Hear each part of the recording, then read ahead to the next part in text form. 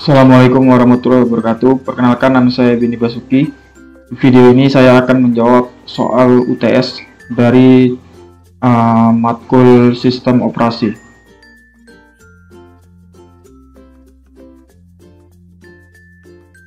Di sini saya akan menjawab dari soal nomor 3, yaitu jelaskanlah apa yang dimaksud dengan deadlock dan jelaskan 4 kondisi yang dapat digunakan untuk mencegah deadlock. Deadlock adalah suatu kondisi di mana dua proses atau lebih saling menunggu proses yang lain untuk melepaskan resource yang sedang dipakai. Karena beberapa proses itu saling menunggu, maka tidak terjadi kemajuan dalam kerja proses-proses tersebut.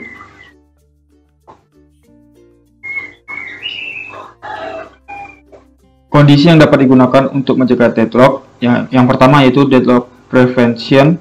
Kondisi untuk mengatasi deadlock dengan cara meyakinkan bahwa paling sedikit satu dari kondisi deadlock tidak terjadi. Ada mutual exclusion atau buat resource shareable atau non-shareable mutex diperlukan. CO printer shareable tidak perlu mutex. CO read only file. Yang kedua, hold and wait, yaitu melepas resource pada saat request. Proses harus melepas resource yang dibawanya sebelum meminta resource lainnya. Low resource utilization, banyak resource dialokasikan namun tidak digunakan dalam waktu yang lama. Mungkin terjadi starvation, permintaan tidak dilayani untuk resource yang populer karena selalu dialokasikan untuk proses lain. Deadlock prevention, no prevention atau melepas resource pada saat waiting. Pembebasan semua resource yang dipegang suatu proses apabila proses ingin mengakses suatu resource lain dan tidak dapat langsung dipenuhi. Resource dengan prevention ditambahkan pada proses yang ingin mengakses resource lain tersebut.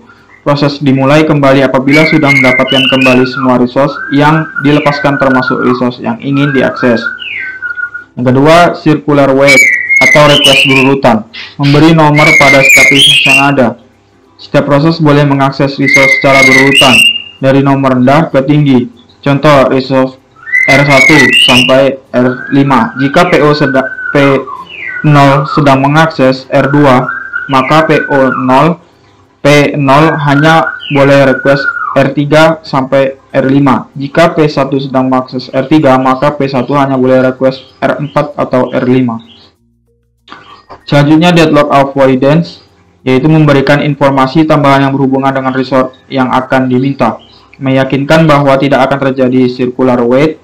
Status resource informasi, yaitu resource yang tersedia, alokasi resource, maksimum resource yang dibutuhkan. Selanjutnya, deadlock avoidance atau safe set. Status safe, sistem dapat mengalokasikan resource untuk tiap proses sampai jumlah max dalam urutan yang tepat tanpa terjadinya deadlock. Safe, tidak ada deadlock. Unsafe, mungkin terjadi deadlock. Avoidance meyakinkan bahwa sistem tidak pernah memasuki keadaan status unsafe. Selanjutnya, nomor 4, diketahui snapshot dari suatu sistem. Terdapat allocation, yaitu P0 sampai P4, lalu ada max setiap allocation-nya, lalu ada available-nya. Pertanyaannya, yang A, bagaimana isi matriks needs? Yang B, apakah sistem dalam state selamat? Yang C, jika proses P1 meminta 0541, maka permintaan dipenuhi segera. Untuk jawaban yang A, bagaimana isi matriks need, yaitu allocation-nya P0 sampai P4, lalu max-nya terdapat di sini. Lalu matriks kebutuhan dihitung dengan mengurangi matriks alokasi dari matriks max. Jadi need max allocation-nya setiap proses dikurangi dengan matriks alokasi. Contohnya P0 ini allocation-nya 0021 dikurang dengan 0021. Yang B, apakah sistem dalam state selamat? Dijelaskan dalam PPT ini bahwa P0 sama dengan need lebih kurang dari available Need dari P0 adalah 000 lebih kecil sama dengan available 1250.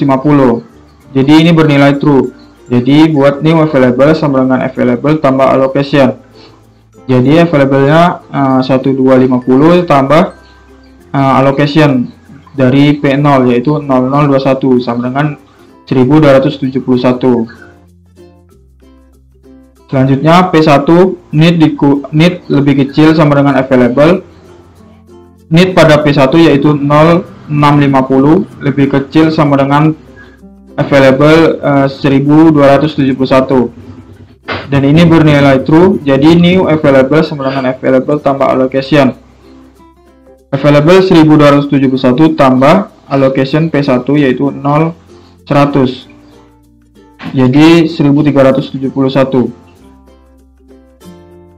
Selanjutnya P2 need lebih kecil sama dengan available 0020 lebih kecil sama dengan 1632 dan ini bernilai true.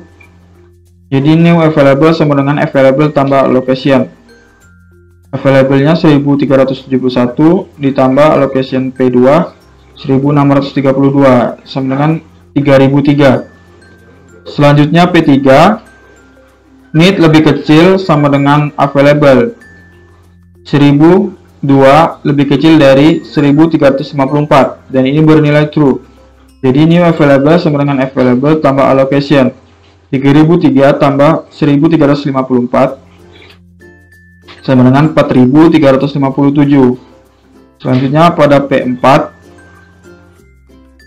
need lebih kecil dari available, need-nya 0700 lebih kecil sama dengan 0050x dan ini bernilai false. Jadi do not execute P4 go forward, jadi tidak di forward. Selanjutnya P0 sama dengan need lebih kecil sama dengan available 000 lebih kecil dari available yaitu 4357 dan ini bernilai true. Jadi new available sama dengan available tambah allocation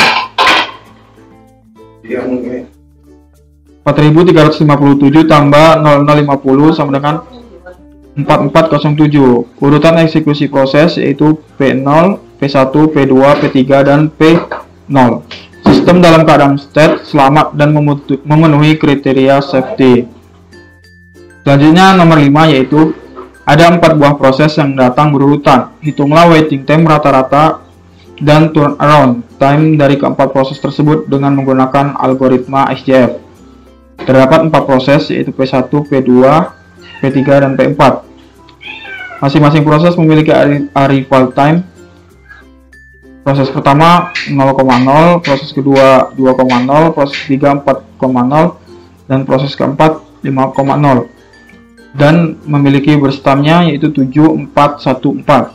Jadi average waiting time rata-rata untuk keempat proses tersebut adalah sebesar 0 ditambah 6 tambah 3 tambah 7 dibagi 4 sama dengan 4 ms. Dan turnaround time rata-rata untuk keempat proses tersebut adalah sebesar 9 tambah 1 tambah 0 tambah 2 bagi 4 sama dengan 3 ms. Baiklah, cukup sekian video yang bisa saya jelaskan. Lebih dan kurang mohon maaf. Saya akhiri. Wassalamualaikum warahmatullahi wabarakatuh.